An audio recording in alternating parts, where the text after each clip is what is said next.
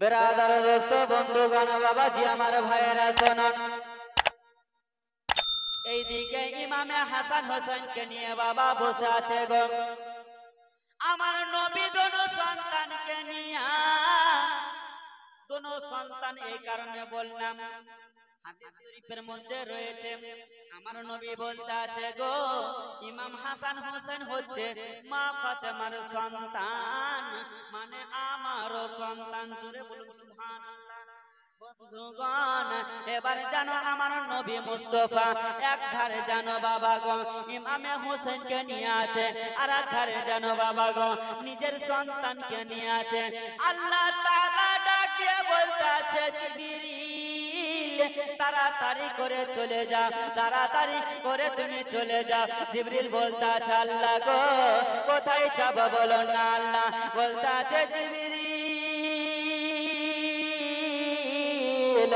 আমার নবীর দরবারে তাড়াতাড়ি করে চলে যাও রে বলতে আছে কেন কেন বলতে আছে জিবরিল শোনো না আমার নবীকে গিয়ে বলে দাও আল্লাহ পাক দুটি সন্তানের মধ্যে একটি সন্তানকে আমার আল্লাহ পাক চেয়েছে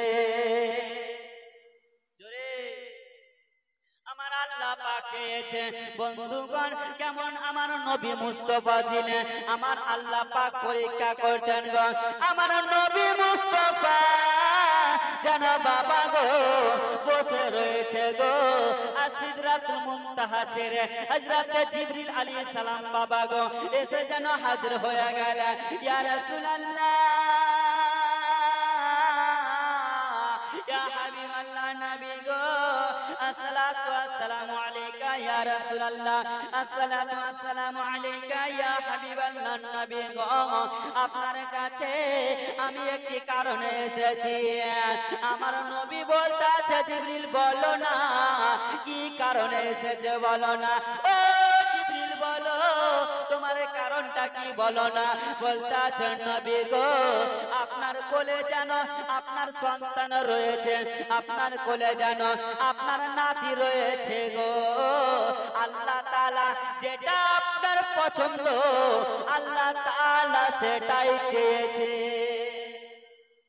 ইয়া রাসূলুল্লাহ আপনি যাকে দিবেন আল্লাহ তাআলা দুজনের মধ্যে একজনকে চেয়েছেন আমার নবী ভাবছে গো এখন যদি আমার সন্তানকে দিয়ে দিই আমি নবী কষ্ট সহ্য করিব আমার ইমামে হোসেনকে যদি দিয়ে দিই আমার যদি নাতিকে দিয়ে দিই আমি কষ্ট সহ্য তো করতে পারবো না আমার পেটি যেন কষ্ট সহ্য করতে পারবে না আর আমার পেটি যদি কষ্ট না সহ্য করতে পারে আমি কষ্ট সহ্য করতে পারবো না আমি কষ্ট যদি না সহ্য করতে পারি আমার আল্লাহ বলে জিবরিল রে শোনো রে শোনো জিবরিল আমি আল্লাহ পাক পৃথিবীর জমিনে সবই আমি সহ্য করে নিব আমার নবীর কষ্ট চুল পরিমাণ সহ্য করব না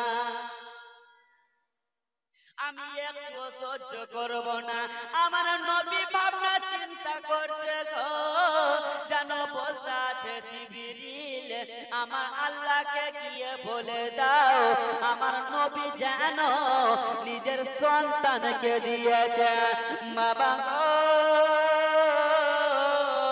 ও গো মা এইদিকে আমার নবী জানো নিজের সন্তানকে বাবা দিয়ে দিল গো ইমাম হোসেনকে বাবা জানো দিলে না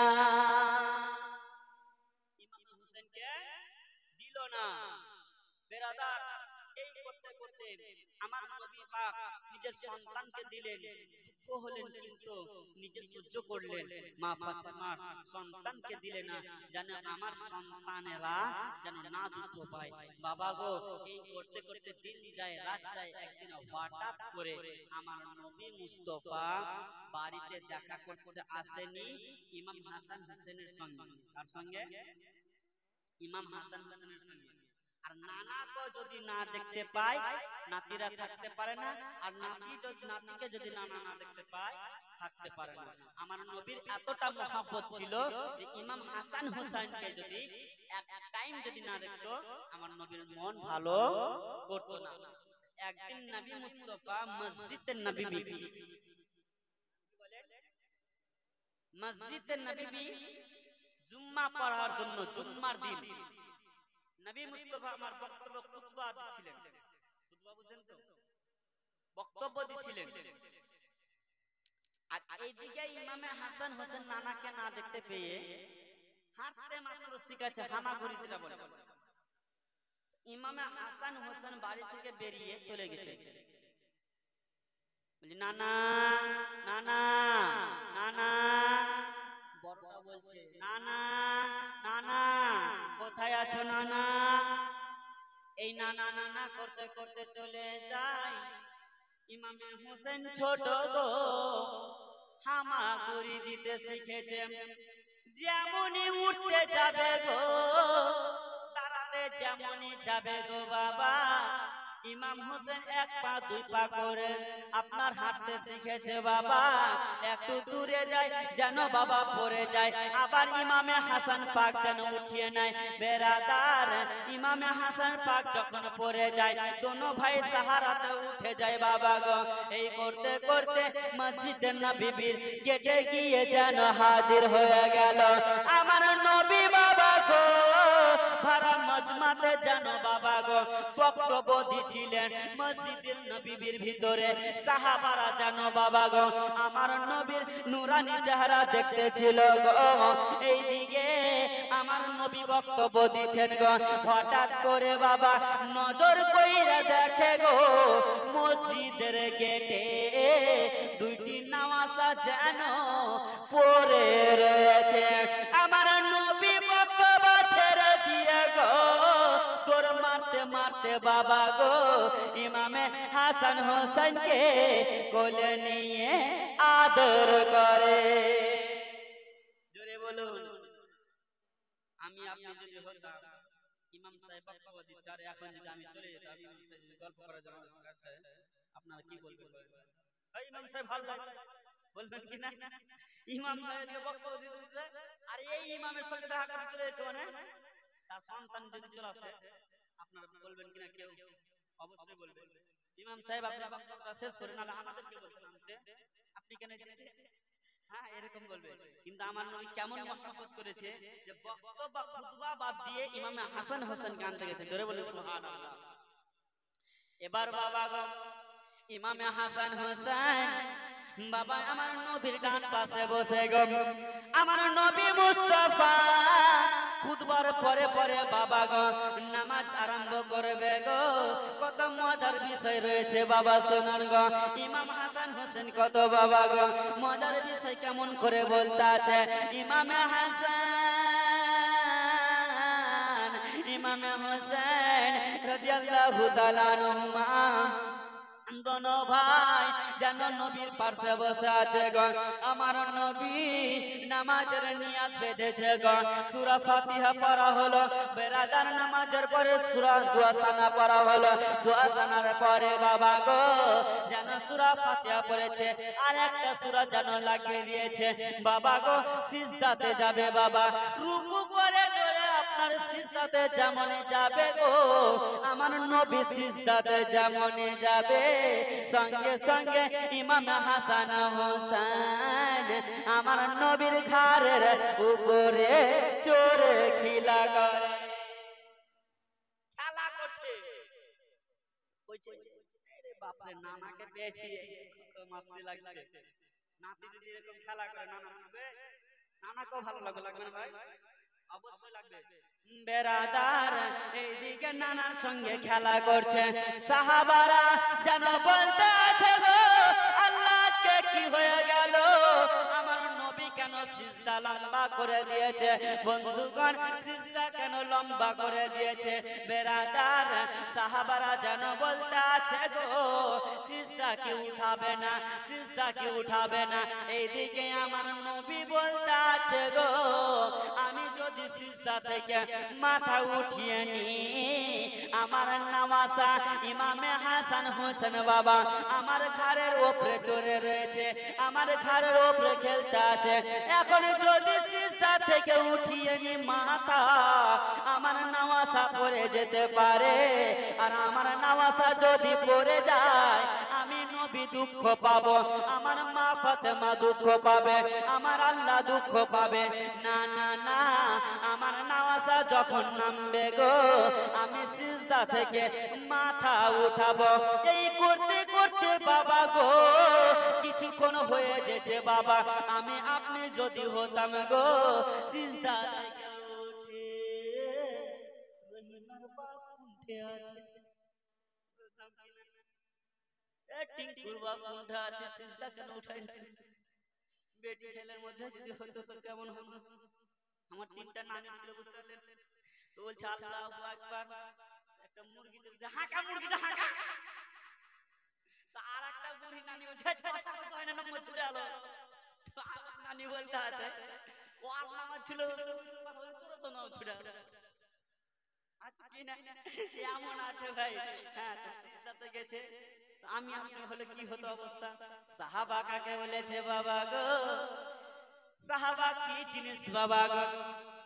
আরে সাহাবার কথাগুলো হাদিসগুলো গো আমার আপনার মতন কাটমুল্লা বলতা আছে যেটা হাদিস সহিহ বাবা। ওই দিকে গেলাম না বেরাদার, মূল উদ্দেশ্যের দিকে চলেন বাবা। ও গো মা ও গো আব্বাজিরা শোনেন গো ভাইয়েরা গো, আমার নবী যেন সিজদা লম্বা করে দিয়েছে। কিছুক্ষণ হয়ে গেল আমার এবার ইমামে হাসান হোসেন বাবা গো সিজদা থেকে যেমন নেমেছে গো আমার নবী মাথা খানা উঠিয়েছে, আর উঠিয়ে বাবা গো সালাম খানা ফিরিয়েছে। সালাম খানা যেমন ফিরিয়েছে যেন সাহাবারা বলতে আছে ইয়া রাসূলুল্লাহ ইয়া হাবিবাল্লাহ নবী গো আপনি কখনো নামাজ লম্বা করেন না, ইয়া রাসূলুল্লাহ ইয়া রাসূলুল্লাহ আপনি কখনো সিজদা লম্বা করেন না। আজকে এমন কি হয়ে গেল জিবরিল আলাইহিস সালামকে আপনার উপরে আল্লাহ তাআলা কি ওহী নাজিল করেছিল না আল্লাহর আদেশে আপনি সিজদা লম্বা করেছিলেন? জোরে আমার নবী বলছে না কোনটাই নয় হুজুর, কোনটা নয় মানে কি? সিজদা তাহলে লম্বা কেন? কারণ আমার নবী পাকের হাদিস রয়েছে, এমন এমন জায়গা আছে ভাই, ইমাম সাহেব পাশে বসে আছে জানেন, জামাতে যখন নামাজ পড়াবে লম্বা সূরা ধরা ঠিক না। কি লম্বা সূরা ধরা ঠিক না? কারণটা কি জানেন? লম্বা সূরা ধরবেন আপনার ওই জামাতের ভিতরে কত লোক বয়স্ক আছে না, তার অসুবিধা হয় না? আমার নবী খুব বড় সূরা ধরতে বলেনি, খুব ছোট না, মিডিয়াম। আপনি একাই নামাজ পড়বেন, আপনি সারা রাত দাঁড়িয়ে নামাজ পড়বেন, অসুবিধা নাই। অসুবিধা জামাতে যখন পড়াবেন কেউ পড়ান না কেন একদম মিডিয়াম, খুব বড় না খুব ছোট না, যাতে অপরের অসুবিধা না হয়। এমনও বয়স্ক লোক আছে যে অতক্ষণ দাঁড়িয়ে থাকতে পারে না। তো বেরাদার দোস্ত বন্ধুগণ আমার নবীকে বলতে আছে ইয়া রাসূলুল্লাহ আপনি তো নামাজে জামাতের সময় আপনি তো নামাজকে লম্বা করেন না, সিজদা লম্বা করেন না, একদম মিডিয়াম করে। আজকে কি হয়ে গেছিল? আমার নবী বলতে আছে আবু বকর ও আবু বকর শোনো রে, আজকে আমি সিজদা কেন লম্বা করেছি জানো? বলে ইয়া রাসূলুল্লাহ ইয়া হাবিবাল্লাহ নবী গো আমাদের চাইতে আপনি বেশি ভালো জানেন। জোরে বলবেন না, এখন বলবেন না তো ভোরের সময় বলবেন নাকি? জোরে বলবেন সুবহানাল্লাহ। নবী গো আমাদের চাইতে আপনি বেশি ভালো জানেন। আমার নবী বলতে আছে সাহাবা, তবে শোনো শোনো গো সাহাবা, যখন আপনার কি বলে আমার নবী বলতে আছে সাহাবা, যখন সিজদাতে গেছিলাম আমার দোনো নামাজা আমার ঘাড়ের উপরে চড়ে গেছিল, আমার ঘাড়ের উপরে চড়ে যেন কুস্তি করতেছিল গো। আমি ভাবলাম আমি যদি সিজদা থেকে মাথা উঠিয়ে নিয়ে আমার নামাজা পড়ে যাবে, আমার নামাজা যদি পড়ে যায় তবে আমি কষ্ট সহ্য করতে পারবো না, এই কারণে আমি সিজদা লম্বা করেছি। এবার বাবা সিজদা লম্বা করা হলো, ইমামে হাসান হোসেন বাবা বাড়ির দিকে রওনা হচ্ছে, বাড়ির দিকে রওনা হচ্ছে গো। আর বাইরে থেকে আম্মা জানকে ডাক দিচ্ছে, আম্মা জান, আম্মা জান, মা জান আজকে খুশির খবর শুনবে গো মা। মা ফাতিমা বলতে আছে বেটা রে, ওরে আমার লাডলা দুলারা বেটা, বলো বেটা বলো কি খুশির খবর বেটা বলো না। বলতে আছে মা গো আমার নানা যখন নামাজে গেছিল মা, আমার নানা যখন সিজদাতে গেছে গো মা, তখন আমি আর আমার ভাই গো মা আমরা জানো ওই আমার নানার ঘরের উপরে চড়েছিলাম, আমার নানা সিজদা লম্বা করেছে। মা ফাতেমা বলতে আছে বেটা রে, এরপরে যদি যাও রে বেটা তোমাদেরকে মারবো বেটা। বলে মা আমার নানা আমাদেরকে কিছু বলেনি মা, আর তুমি কেন মারতে চেয়েছো গো মা। আমার নানার ঘরের উপরে চলে থাকলাম, তবু আমার নানা কিছু বললো না, আপনি কেন বকা দিলেন? রাদার আমার নবীর ঘরে আজকাল কথা উঠে না ভাই, যে নবীর স্মরণ যদি আসে নামাজ হবে না, এরকম কথা বলছে কিনা অনেকে বলছে। আমার নবীর স্মরণ যদি না আসে কার স্মরণ নিব? আমার নবী তো ইমামে হাসান হোসেনের স্মরণে ছিল, ছিল না? তো আমার নবীর নামাজ হয়েছে কি হয়নি? আরে ভাই বলেন না হয় কি হয়নি? হ্যাঁ, তো আমার নবীর নামাজ হবে না তো কার নামাজ হবে? জোরে বলে সুবহানাল্লাহ। যার জন্য দুনিয়া সৃষ্টি তার নামাজ হবে না তো কার নামাজ হবে? হ্যাঁ বেরাদার দোস্ত, এই নবীর জন্য সবই, এই নবী রাহমাতাল লিল আলামিন। জোরে বলো দুনিয়াতে এলেন নবী মোর আল আমিন হয়ে, 12 রবিউল আউয়াল মা আমিনার ঘরে। দুনিয়াতে এলেন নবী মোর আল আমিন হয়ে, 12 রবিউল আউয়াল মা আমিনার ঘরে। আমার নবী দুনিয়াতে আল আমিন হয়ে এসেছে, আর আল আমিন মানে কি গো? সত্যবাদী। সুবহানাল্লাহ আলহামদুলিল্লাহ, সত্যবাদী। বন্ধুগণ এই দিকে চলেন বাবা গো, জীবনের দিকে আগে বাড়ুন গো বাবা। এবার ইমামে হাসান গো বলে মা আজকে মজার কথা শুনবে গো মা। বলে বেটা রে কি মজার কথা বলো না বেটা। ও লাডলা দুলারা বলো বেটা বলো কি কথা হয়েছে বলো। বলে মা গো আমার নানা আজকে সিজদা লম্বা করে দিয়েছে। বলে বেটা রে এরপর যদি যাও রে বেটা নামাজের সময়তে এরকম ডিস্টার্ব করিও না বেটা, এর কারণে তোমাদেরকে মারবো বেটা। বলতে আছে মা গো আমাদেরকে কেন মারতে চাইলে গো মা বলো না।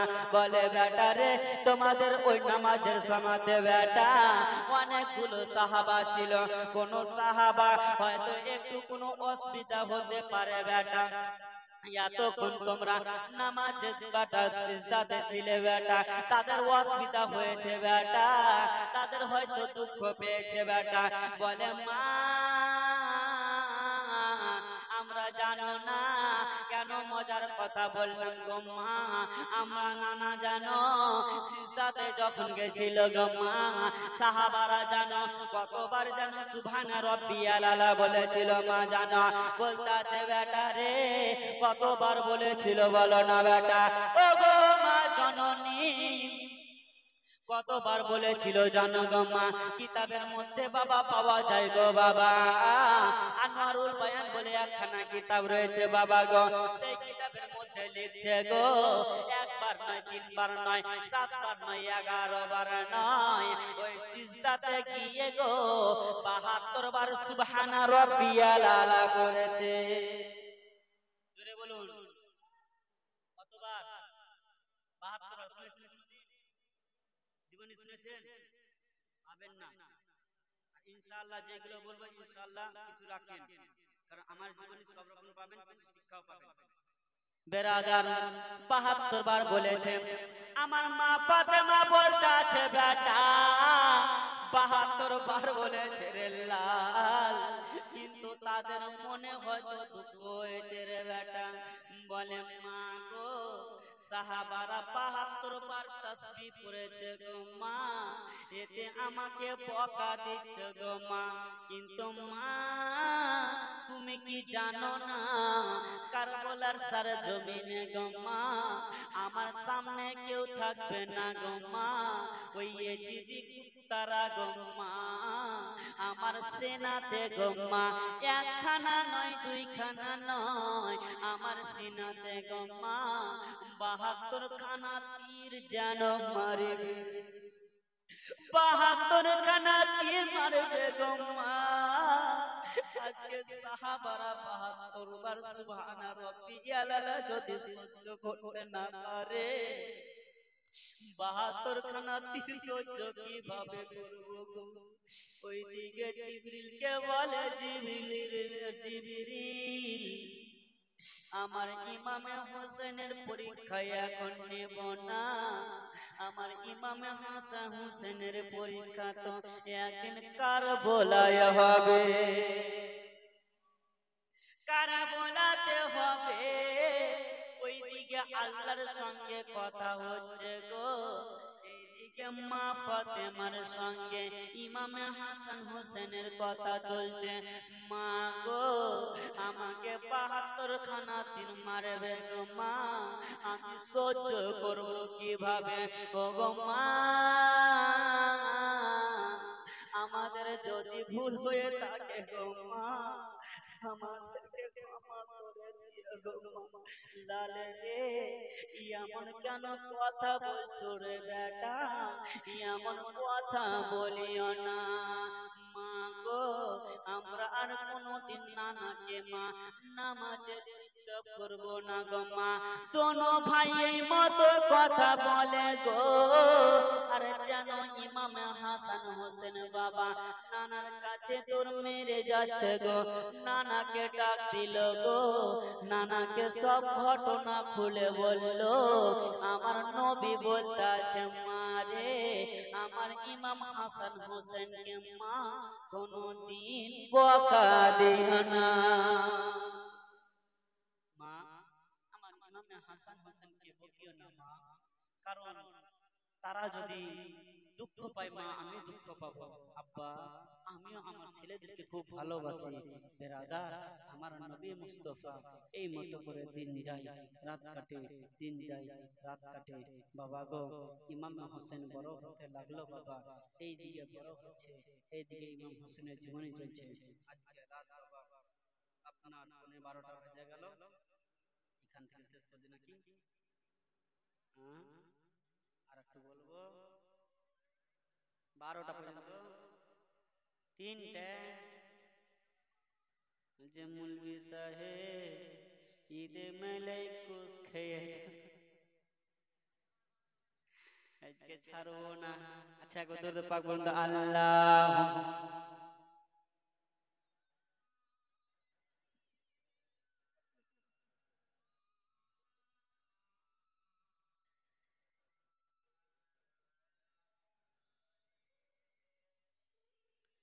মাওলানা মোহাম্মদ, মানে यार কাঁচা বাদাম যদি 2-3টা পেতাম। ইয়াদের আওয়াজ নেই ভাই, যতটি লোক আছে যদি 5% করে বলে মনে হয় 500 পাওয়ার হবে, হবে না? হবে কিনা? বেশি না ভাই, মাত্র 5%। একবার জোরে জোরে জোরে জোরে দরুদ পাক করুন তো, কারণ দরুদ যদি পড়েন তো কি হবে জানেন? করুন, তারা বলছে আল্লাহুম্মা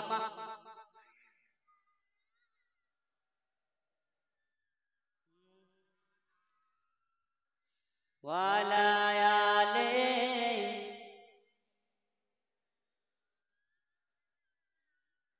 মুহাম্মদ। দরুদ পড়ো, দরুদ পড়ো রে, সালাম জানাও নূর নবীজির পাক। মুহাম্মদ বলুন সুবহানাল্লাহ।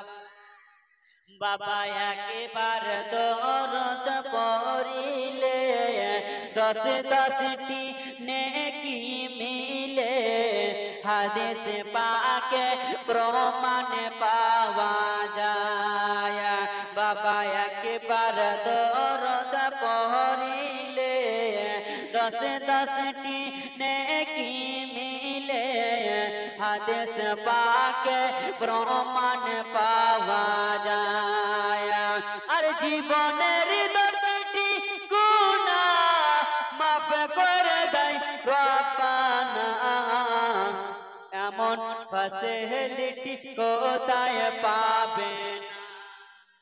কে দরুদ পড়ো, দরুদ পড়ো রে, সালাম জানাও নূর নবীজির পাক। নবী রাহমাতাল লিল আলামিন, নবী শাফিউল নবী মুজনাবিন, নবীর মতো কেউ আর হবে না। হবে ভাই? হবে না। এই কারণে দরুদ যদি আপনার নেকি 10টি 10টি গুনাহ ঝরবে, আর এরকম ফ্যাসিলিটি কোথাও পাবেন না। তো দরুদ পড়লে কি আছে? ক্ষতি আছে? যদি ক্ষতি থাকে, যদি বলেন যে গুনাহ হবে আমাকে দিয়ে দিবেন, আর যদি ভাবেন নেকি আছে আপনারা বারচুট করে নিয়ে নেন। ঠিক কেমন? হিসাব এখন বুঝবেন না, কখন বুঝবেন বলেন তো? কবরে যাবেন, এখন হিসাব হবে না। এক জোলা জোলা বুঝেন আছে, দুই জোলা নাকি নাই? আবার ভাই আমার বলছেন নাই। তো এক জোলা ভাই কি করেছে? এক জোহলার কিন্তু দাদা ইন্তিকাল করেছে। কে? দাদা। শুনেন তারপর বুঝতে পারবেন। শুরু করব, কিছুক্ষণ বলবো।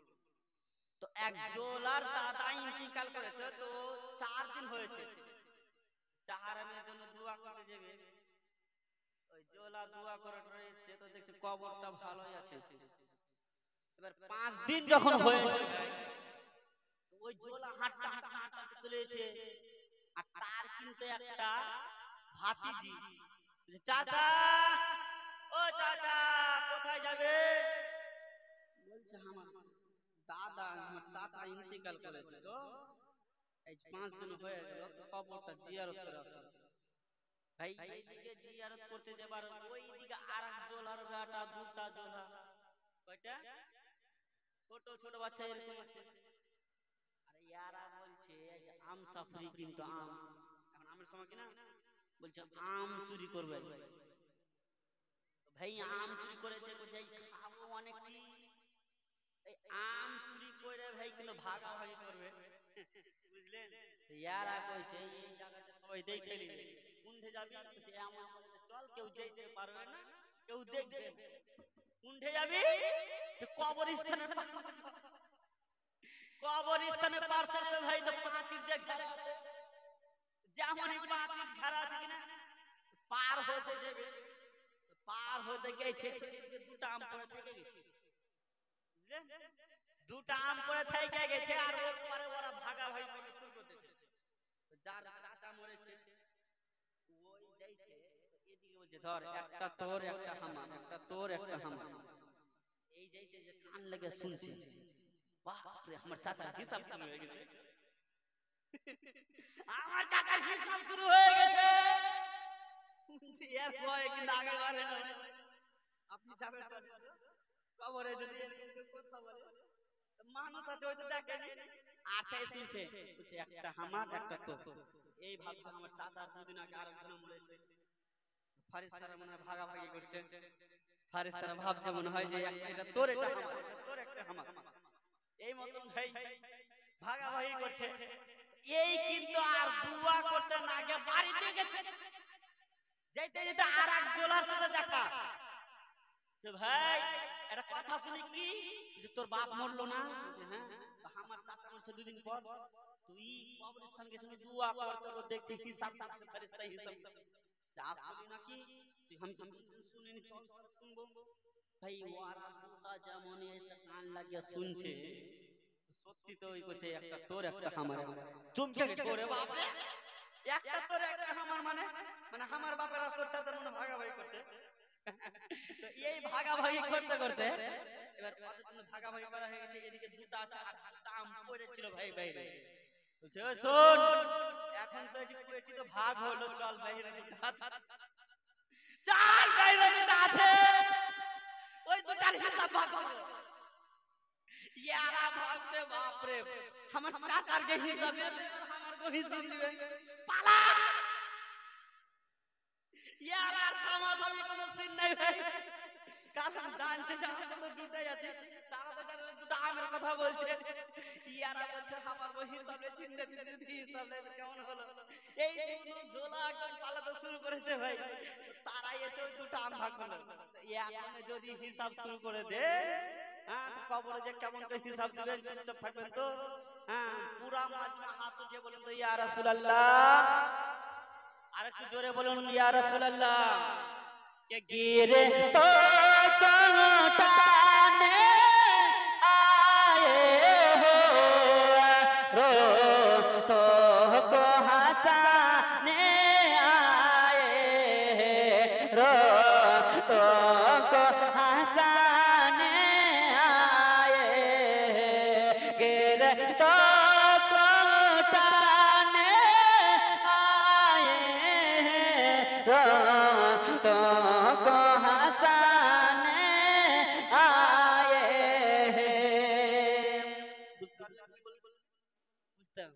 উর্দু কি বুঝতে পারবো, আর সিরিয়াল যদি একটু চলো তো আংরেজ সব বুঝে যেত।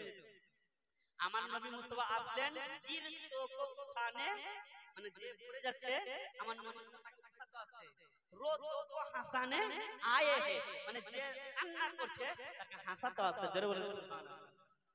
অনেকগুলো গজল আছে বলবো, যেমন ভোজপুরি একটা ঝলক দিই তারপরে শুরু করব। ভোর বেসা মাইয়া रहल दिनवा संबार हो, भोर बेसा मैया रहल दिनवा संबार हो, भोर बेसा मैया रहल दिनवा संबार हो, महका में पैदा भैलन अरबी सरकार हो, जोरे महका में पैदा भैलन अरबी सरकार हो। অনেক কাজলের বস্তা আছে, তবে আজকে যদি সব শুনলি আরো ছড়াই।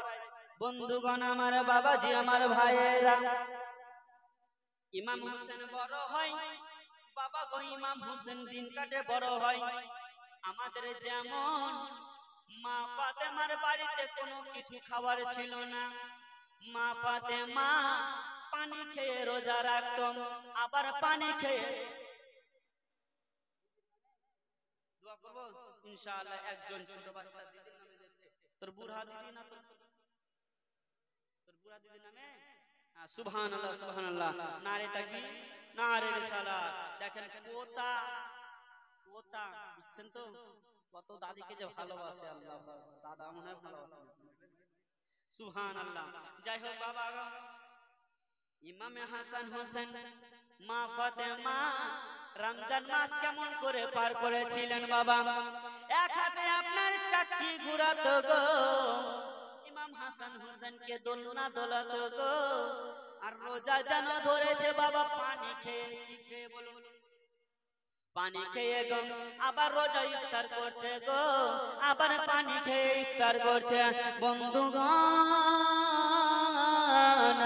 আমাদের রোজা বাবা কেমন গো মা, ও গো মা একটু মনোযোগ দিয়ে শুনেন গো মা, যদি কোনো মেয়ে আপনার পেটে সন্তান থাকছে গো মা, বাপ মায়ের বাড়ি যখন যায় ওই মেয়েটাকে বলতে থাকে মা রে তুমি রোজা রাখিও না, কারণ তুমি রোজা রাখতে পারবে না, তবে মা সাবধান হয়ে যাও মা, বিনা কারণে যদি একটা রোজা ছুটে যায় তোমাদেরকে হিসাব দিতে হবে মা, কারণ তোমাদের জন্য অনেক মাপ রয়েছে গো মা। আর বিনা কারণে যদি একটা রোজা ছুটে যায় আব্বা গো, তার আদায় কখনো করতে পারবেন না।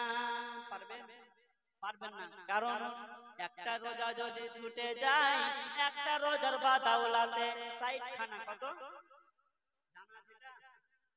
জানা আছে চাচা? 60 খানা রোজা রাখতে হবে, 60 খানা। কেমন করে বেরাদার, আপনি 58 খানা রোজা রেখেছেন, 59 খানা রোজা রেখেছেন, আজকে 60 খানা পড়তে যাবে গো, আর 1 ঘন্টা আগে আপনার রোজা ভঙ্গ হয়ে গেল, আবার প্রথম থেকে নিয়ে 60টা রোজা রাখতে হবে। বেকার, ওটি বেকার, আবার 60টা রোজা রাখতে হবে। সেটাও যদি না পারেন, 60 জন মিসকিনকে, কত 60 জন মিসকিনকে দুবেলা পেট ভরে খাওয়াতে হবে। এখন মিসকিন কিন্তু বলতে যাবেন পাবেন, এই এর কাছে দেখবেন তো 500 টাকা নোট আছে, আছে আছে। আর মাগে এই কারণে নারীরা বেশি হচ্ছে জাহান্নামী, কারণ তোমাদের তো মাপ আছে মা, মাপ থাকার সত্ত্বেও তোমরা এমনি এমনি রোজা রাখো না। খুব একটু জ্বালাচ্ছে পারি না, হ্যাঁ এতটি রোজা গেল তো যায়, যে রোজা করছে সে বুঝছে, আর যে রোজা করে সে খালি দিন গুনতেছে, কয়টা রোজা হলো, 5টা রোজা হলো, 6টা রোজা হলো, হিসাব দিতে হবে ভাই। বন্ধুগণ, আগান জীবনের দিকে বাবা গো, এই দিকে মা পানি খেয়ে যেন রোজা রাখতে আছে গো বাবা গো। যেই দিন 29 রোজা হবে গো, 30 রোজা হয়ে গেল, আসমানের দিকে বাবা গো চন্দ্র যেন উঠেছে, মদিনার সবাই জানো, মক্কার সবাই জানো গো, মদিনার সবাই খুশি মানাচ্ছে বাবা গো, চন্দ্র উঠে গেছে, কালকে ঈদের নামাজ পড়তে যাব, সবাই খুশি মানাচ্ছে। এইদিকে ইমামে হাসান হোসেন গো জানো বাবা বলতে আছে, সকলের সঙ্গে খেলা করতে আছে গো, আর বলতে আছে ভাই ইমামে হাসান, ও ভাই ইমামে হোসেন, বলো তোমাদের নতুন পোশাক কোথায়? আমি যদি বলি ভাই নতুন পোশাক কোথায়, আমার মনের ভিতরে জাগে জাগে না, বাপরে তোমরা নিয়ে নিয়ে আমি পাবো না, আর কালকে ঈদ কখন পাবো? মা কেমন মা ফাতেমা ছিল শুনুন, যদি তাদের মতন হতে তো পারবে না, মা ফাতেমার মতন হতে পারবে না, কিন্তু তার সঙ্গী হবার চেষ্টা করুন, তার গোলামি হবার চেষ্টা করুন, কারণ মা ফাতেমা হচ্ছে জান্নাতের রানী। মা ফাতেমা সমস্ত মেয়েদের জান্নাতের রানী। মা কেমন পর্দা করেছিল, কেমন আল্লাহর দরবারে দোয়া কবুল হয়েছিল, আপনারও দোয়া কবুল হবে, কারণ আপনাকে আমল করতে হবে বেরাদার। মা ফাতেমা নামাজ পড়ার জন্য মশলা পাড়তে গেছে গো, যেমনই মশলা খানা পেরেছে গো, ইমামে হাসান হোসেন এসে বাবা গো মশলা খানাতে বসে গেল। ও গো মা একটা কথা বলবো গো মা, কি কথা রে বেটা, ওরে আমার লাডলা দুলারা বলো না, কি কথা বলবে বেটা বলো? বলতে মা গো কালকে ঈদের নামাজ হবে গো মা, এখন পর্যন্ত আমাদের পোশাক এলো না।